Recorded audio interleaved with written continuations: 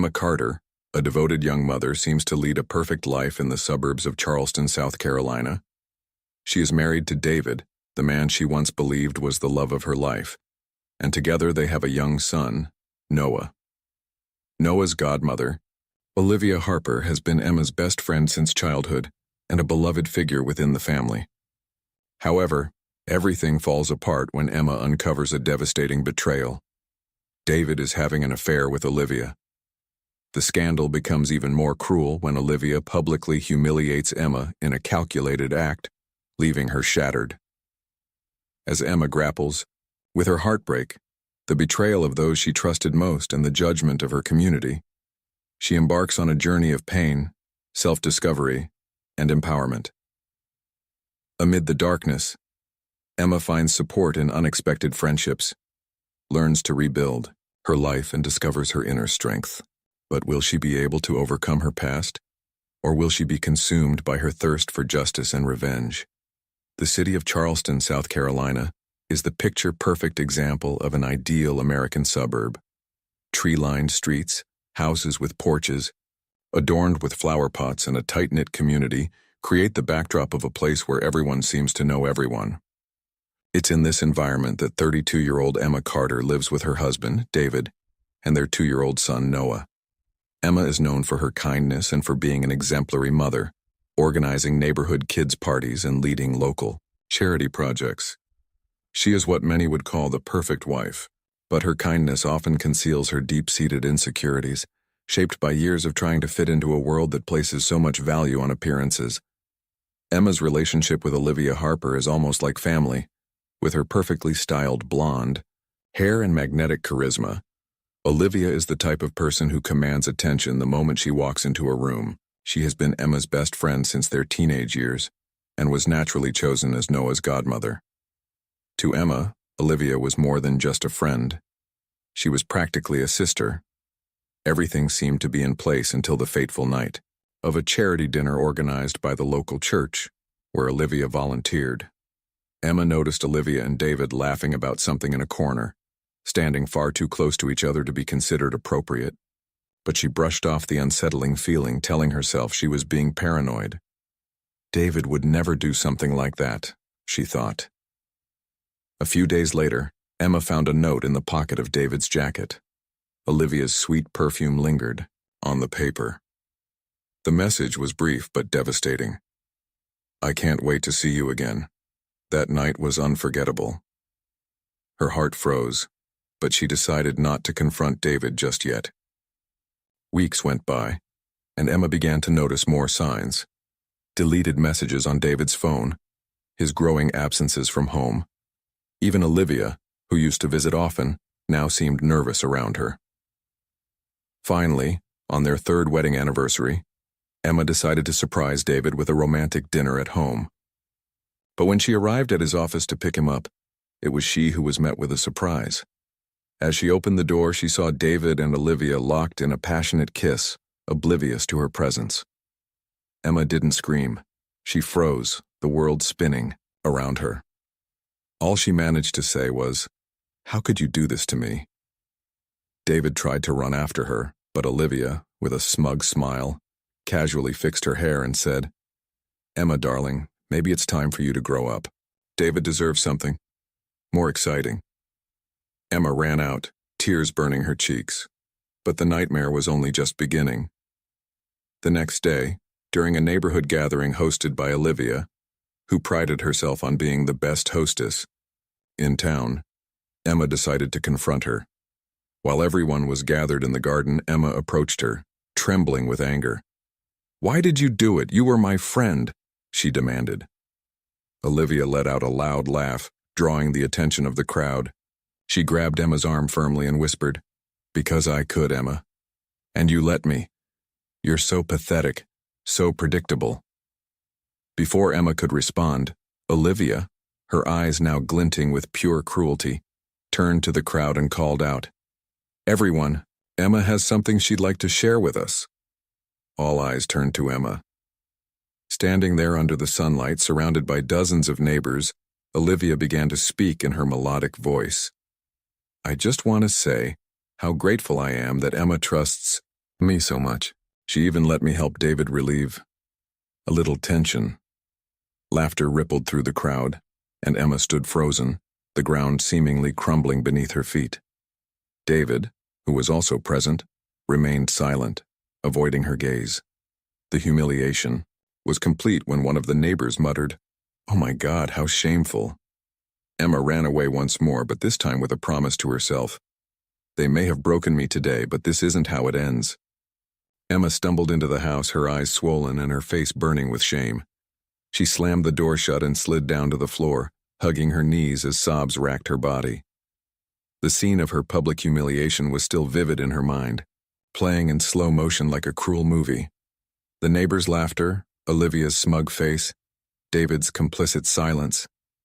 Every detail felt like a dagger to her heart. Emma had always been afraid of appearing vulnerable, but that night she felt completely exposed, stripped of her dignity in a calculated and cruel way. The sound of Noah crying from his room brought her back to the present. She quickly wiped her tears and went to him. He was her only anchor now. As she cradled Noah in her arms, Emma tried to figure out what to do next. Confronting David felt pointless. He hadn't just betrayed her. He had allowed Olivia to destroy her publicly without even trying to defend her. The man she once loved had become a stranger. The next morning, Emma mustered the courage to talk to David. He was in the kitchen sipping coffee as if nothing had happened, scrolling through his phone. She took a deep breath and faced him. "How could you do that to me?" she asked, trying to keep her voice steady. David sighed, setting his mug down on the table. He didn't look remorseful, only annoyed. "Look, Emma, I think it's time we talk about us. Our marriage is dead. You're a great mom, but as a wife, I need more. Olivia gives me that. I'm sorry, but that's just how I feel." His words hit Emma like a sledgehammer. He spoke with a coldness she had never seen before. "You need more? And what about me, David? I gave up my career, my freedom, my life for you. And now you're telling me this?" Her voice began to rise. David raised his hands in mock surrender. "Look, let's not make this harder than it already is. I'm going to file for divorce. I think it's the best thing for all of us." Emma felt the air leave her lungs. Divorce? Best for all of us? He was destroying her life, and he had the audacity to act as if he was being reasonable. "Best for you and Olivia, you mean? You two deserve each other. You're both monsters." David didn't respond. He simply grabbed his car keys and walked out, leaving Emma alone once again, the suffocating silence of the house pressing down on her. In the days that followed, things only got worse. News of the affair spread quickly through the community. Neighbors whispered and avoided meeting Emma's eyes when they saw her on the street. Some mutual friends even sided with Olivia, who seemed unfazed about appearing in public with David now. Olivia, as always, made it a point to be cruel. One day, at the grocery store, Emma spotted her in the produce aisle, laughing loudly with a friend. As Emma walked past, Olivia pretended to stumble, lightly bumping into her cart. "Oops, sorry, Emma. It's hard to keep your balance when you're so busy taking care of everyone else's perfect life. Oh, and by the way, David loves green apples. You should try them sometime." Emma didn't respond. She just lowered her head and walked away, that familiar lump in her throat growing stronger as if it had taken up permanent residence there. But the public humiliation reached its peak at Noah's school.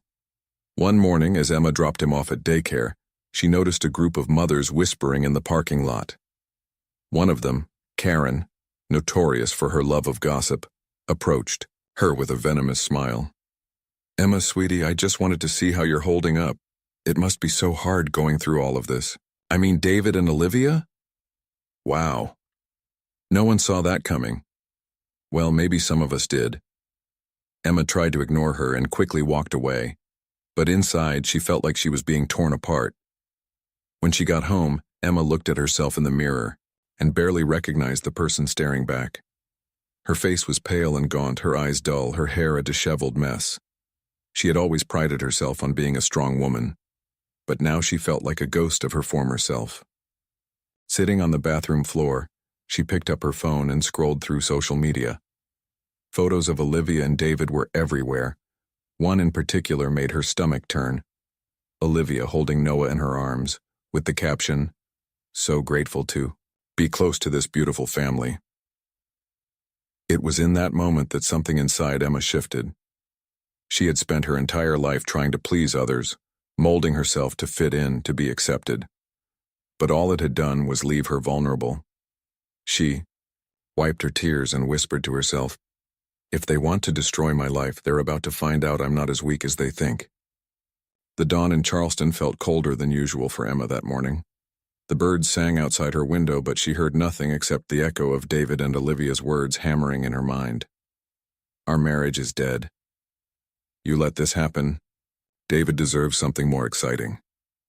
Words that had hurt her deeply and made her doubt herself for so long were now beginning to transform into fuel for her anger. Emma had spent weeks in what felt like a state of inertia, caring for Noah mechanically and avoiding any contact with the outside world. But on the morning after the social media humiliation, something shifted.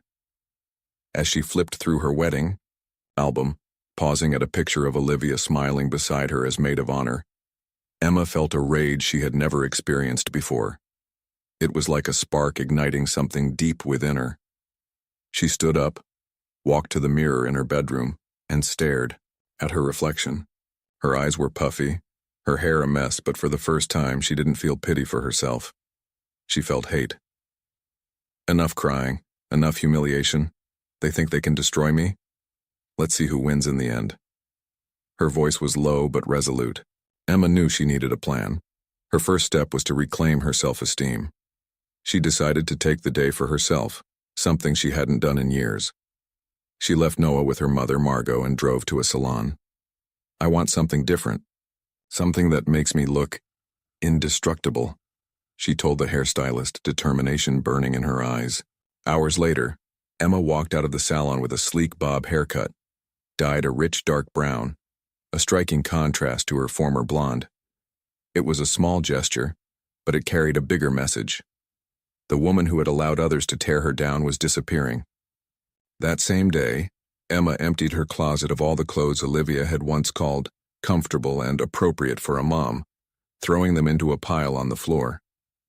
She went shopping for pieces she never would have dared to wear before. Dresses that hugged her curves, heels that commanded attention with every step. Emma knew she needed to confront Olivia directly, but first she needed allies. She began to discreetly reconnect with neighbors and friends who had distanced themselves, offering her side of the story with honesty and without bitterness. Slowly, people started to see how manipulative Olivia was, especially when Emma shared the texts she had found on David's phone and detailed how Olivia had mocked her publicly. At the local church where Olivia was a volunteer, Emma began planting seeds of doubt. During a charity meeting, she approached Mrs. Collins, the group leader, and a woman of impeccable morals who held significant influence in the community. "I never wanted to bring this up, but I feel you should know. Olivia has been involved with my husband. I understand the church is a place of forgiveness, but it's painful to see her praised while she's tearing families apart." Emma's words, delivered with calculated vulnerability, were enough to spark Mrs. Collins's suspicions. Days later, Emma heard that Olivia had been quietly removed from her responsibilities at the church. It was a small victory, but each win felt monumental. Emma wasn't just rebuilding her image, she was laying the groundwork for a carefully orchestrated revenge. At a neighborhood event where Olivia and David appeared together for the first time as a couple, Emma arrived more confident than ever. Her new look turned heads, and her enigmatic smile left Olivia visibly unsettled. As Olivia chatted animatedly with a group of neighbors, Emma approached with a glass of wine in hand. "Olivia, what a surprise to see you here. I thought you'd be busy, I don't know, mocking someone behind their back." The conversation around them stopped. Olivia forced a smile, but Emma caught the flicker of irritation in her eyes. "Emma, dear, so nice to see you. You look different. Finally taking care of yourself?" "Yes, thanks for the encouragement. You were right, I needed to change. But I think the biggest change was realizing who truly deserves my trust. You know, not everyone you call a friend is really on your side. Emma's tone was sweet, but her gaze was piercing. The murmurs around them began, and Olivia, sensing she was cornered, let out a forced laugh and excused herself from the circle. David, on the other hand, seemed uncomfortable with Emma's transformation. He tried to approach her. "Emma, can we talk?" "No, David. The time for talking is over. You made your choice. Now live with the consequences." Emma began digging deeper into Olivia's life. She hired a private investigator and uncovered something that could change everything. Olivia had been embezzling funds from the church's charity, using the money to finance luxurious trips with David. Armed with this information, Emma devised her plan. At an upcoming church event where Olivia was still trying to maintain her influence, Emma discreetly handed Mrs. Collins the evidence of the embezzlement, along with a recording of a speech Olivia had given praising her own honesty. The fallout was swift. During the event, Mrs. Collins took the microphone and publicly confronted Olivia about the missing funds. Olivia tried to deny it, but the evidence was undeniable. The whispers turned into outright condemnation, and for the first time, Olivia experienced the sting of social rejection that Emma knew all too well. Emma watched from a distance, a faint, satisfied smile on her lips as Olivia tried in vain to defend herself. The church hall, once filled with friendly voices and laughter, was now consumed by a heavy silence. All eyes were fixed on Olivia, Harper, who for the first time looked completely defenseless. Mrs. Collins' accusations about the charity fund embezzlement had struck like thunder, and even with all her talent for manipulating situations, Olivia knew there was no way out. "This is absurd," Olivia tried to argue, her voice trembling as she clutched her purse so tightly that her knuckles turned white. "You're really going to believe anything this woman says?" But Mrs. Collins didn't back down. "It's not just words, Olivia. The evidence speaks for itself, and if you want to deny it, perhaps we should involve the authorities and let them decide." A murmur rippled through the room, and Olivia began to lose her composure. She scanned the familiar faces around her for support, but the same friends who once praised her now stared at her with distrust. Emma, standing discreetly at the back of the hall, watched the scene unfold with a mix of satisfaction and relief. Finally, Olivia's hold over everyone was beginning to crumble. David, who was also present, stood frozen. He looked torn between siding with Olivia or distancing himself from the scandal. His hesitation only made the situation more pathetic. "Emma set all this up, didn't she?" Olivia shouted, pointing directly at Emma. "She's trying to destroy me because she couldn't hold on to her own husband." All eyes turned to Emma, who remained calm and composed. She walked toward Olivia, the sound of her heels echoing across the floor. Stopping in front of her, Emma spoke in a calm but firm voice. "You did this to yourself, Olivia. The only thing I did was reveal who you truly are. If you can't handle the truth, maybe you should have thought twice before playing with other people's lives." Olivia opened her mouth to respond, but she realized every word she spoke only worsened her situation. She grabbed her purse and stormed out of the hall with David trailing behind her. Emma watched them disappear through the doors and felt a strange sense of victory. In the days that followed, Olivia faced an avalanche of criticism and social rejection. Gossip spread like wildfire, and now it was Olivia who felt the crushing weight of isolation. Her former friends began avoiding her, and neighbors stopped inviting her to events. Even the school parents, who had once admired her charm, now whispered behind her back whenever she entered the daycare. Olivia tried to salvage her reputation, but her downfall was swift and unforgiving. Mrs. Collins, determined to protect the church's integrity, called for a formal audit, and the embezzlement was confirmed. Although Olivia avoided jail time, the scandal utterly destroyed her public image. David, on the other hand, began to show signs of regret. He started avoiding Olivia, growing increasingly frustrated with her behavior and the way the scandal had affected him. Emma heard rumors that he had moved into a small apartment on the outskirts of town, far from the critical eyes of the community. Although Emma felt she had achieved a measure of justice, she knew she still needed to confront the emotional scars left by everything that had happened. She began attending a support group for women who had been betrayed and divorced, finding a safe space to share her pain and hear stories similar to her own. At one session, she met Grace, an older woman who had survived a painful divorce and gone on to rebuild her life. Grace became a mentor to Emma, encouraging her to rediscover her dreams and goals, things she had lost sight of during her marriage. Inspired, Emma decided to return to her passion for interior design.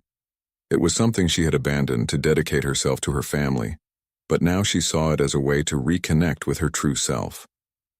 She started small, helping neighbors and friends with simple home makeovers. But her talent and eye for detail quickly gained attention, and she was soon invited to collaborate on larger projects. As Emma grew emotionally and professionally, David began to realize what he had lost. One evening, he showed up at her house with a bouquet of flowers and a look of remorse. "Emma, I know I screwed everything up. I was an idiot.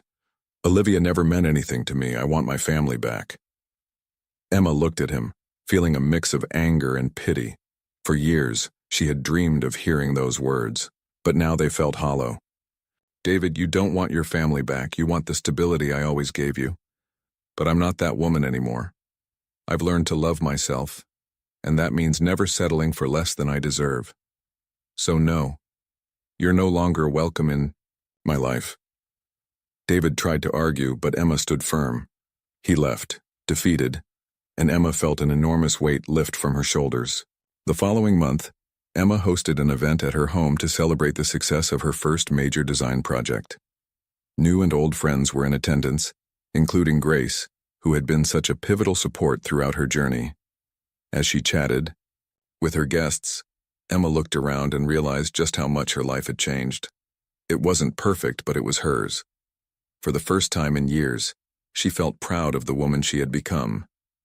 Outside, hidden in the shadows, Olivia watched with bitterness. She was alone, her downfall complete. But Emma felt no pity. She knew Olivia was merely a reminder of a chapter she had closed forever. Emma raised her glass of wine and toasted, quietly to herself, whispering, "To me, to the woman I've finally discovered I am." The cold Charleston wind swept through the streets on the night Emma Carter was invited to the most anticipated event of the year, the annual community gala, hosted by none other than Mrs. Collins herself. The event brought together all the influential members of local society and was famously a social showcase for anyone wanting to prove their worth. This time, Emma wouldn't just be another face in the crowd. It was her moment to establish herself as a new woman and secretly deliver the final blow to Olivia Harper. Emma wore an elegant red gown that fit her figure perfectly. Her hair was styled in a classic, refined updo, and her flawless makeup made her the center of attention before she even left the house. Noah was staying with her mother, Margot, who encouraged her with a proud smile. "My girl is stronger than ever. Go show them who you've become." When Emma stepped into the gala, the buzz began almost instantly. She knew Olivia would be there. But what she didn't expect was to see David by her side. He looked worn down, the arrogance that once defined him replaced by an expression of exhaustion and perhaps regret. Olivia, on the other hand, was still trying to keep up appearances, but the simple dress she wore was a forced attempt at modesty. Her excessive spending and the financial scandal had clearly taken a toll, something everyone in the room now knew. Emma walked confidently through the hall, greeting people with a warm smile. Many approached her to offer compliments, commenting on how gracefully she had risen above everything. Olivia watched from a distance, unable to hide her envy. During the event, Emma noticed Olivia and David standing alone in a corner. It was the perfect moment for the final confrontation. She walked toward them, her heels clicking against the floor, and stopped beside the pair. "Olivia, David, what a pleasant surprise to see you here," she said, her voice calm but laced with irony. David spoke first. "Emma, I just wanted to say, you look incredible tonight. Truly, David, save your energy. I'm not interested in anything you have to say." She turned to Olivia, locking eyes with her. "But Olivia, I think we have some unfinished business, don't we?" Olivia crossed her arms, trying to appear indifferent. "And what do you want, Emma? Another speech about how you were betrayed and destroyed?" Believe me, everyone is tired of hearing the same story. Emma took a step closer, her presence radiating confidence. I don't need speeches, Olivia. What I needed was to free myself from the shadow you and David cast over my life. And guess what? I did. Look around. Everyone here knows who you really are, what you did. I didn't need to ruin you. You did that all on your own. Olivia tried to keep her composure, but cracks began to show. You think you've won, Emma? Just because you're here in a pretty dress and soaking up a few cheap compliments? David chose me. He chose me because you weren't enough. Emma smiled, but her eyes remained cold. You're right, Olivia. David chose you. But look at him now. He's here because he has nowhere else to go. And you? You're nothing more than a broken reflection of the woman who tried to destroy me. And do you know the difference between us? I'm not defined by men like David. But you, Olivia, you are. David, unable to face the truth, looked down in silence. Olivia, finally speechless, pressed her lips together and stormed off, leaving the hall under a wave of disapproving stares. Later that evening, as the gala reached its peak, Emma was called to the stage by Mrs. Collins. To her surprise, the community leader had decided to honor her for her resilience and for her new interior design business, which had been transforming homes and bringing fresh color into the lives of the community. Emma accepted the microphone, feeling both emotional and confident. A few months ago, I was just a shadow of who I am today. I let fear, insecurity, and the opinions of others define me. But today I stand here because I've learned to value myself. I'm grateful to everyone who supported me, and even to those who tried to tear me down. Because without you, I would never have discovered the strength that was always inside me. The room erupted in applause. Olivia, who had snuck back in to observe from the shadows, felt completely defeated. She left without looking back, fully aware that she would never reclaim her place in the community. A few days after the gala, Emma received an unexpected message from David. He asked to meet her, and out of curiosity, she agreed. They met at a quiet cafe, away from prying eyes. David looked more worn down than ever. He gazed at Emma with what seemed to be genuine regret. I know I don't deserve your forgiveness, Emma. I destroyed everything we had. And Olivia, well, she wasn't anything like I thought she was. But no matter what, I want you to know that I'm sorry. Emma studied him in silence for a few moments before responding. David, I don't need your apology. What you did changed my life forever, but in a way it was the best thing that could have happened. I rediscovered myself. I'm stronger now because I've learned to never rely on anyone else to find my worth. And you need to learn to live with your choices. David opened his mouth to respond, but Emma had already stood up. She placed a hand on his shoulder briefly. I hope you find peace, David, but it won't be with me.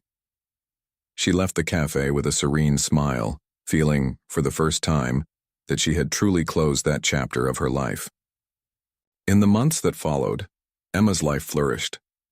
Her business grew exponentially, and she became a respected figure in the community. Noah, now older, was her greatest joy, and she devoted herself to creating a home filled with love and security for him. One day, while strolling through the park, Emma ran into Grace, her mentor and friend. They sat on a bench under the sun, watching the children play. Are you happy, Emma? Grace asked. Emma smiled, watching Noah run through the grass. Happier than I ever imagined, Grace. Because for the first time, I'm living my life for myself. The sun slowly set, and Emma felt a gentle breeze on her face. The future was still uncertain, but for the first time, she knew she was ready to face it. Months had passed since the gala that had solidified Emma as a woman reborn. The scandal surrounding Olivia and David was now firmly in the past, and Emma had found peace within herself. Her home, once filled with painful memories, had been completely transformed, both physically and emotionally. Every freshly painted wall, every carefully chosen piece of furniture represented a part of her journey toward self-discovery. That morning, sunlight poured through the large windows of her living room as Emma sipped her coffee, watching Noah play on the rug with a toy truck. He was growing so fast, and his joyful laughter was the melody that filled Emma's days. Her interior design business was thriving. What had started as a way to distract her mind and regain financial independence had blossomed into a true passion.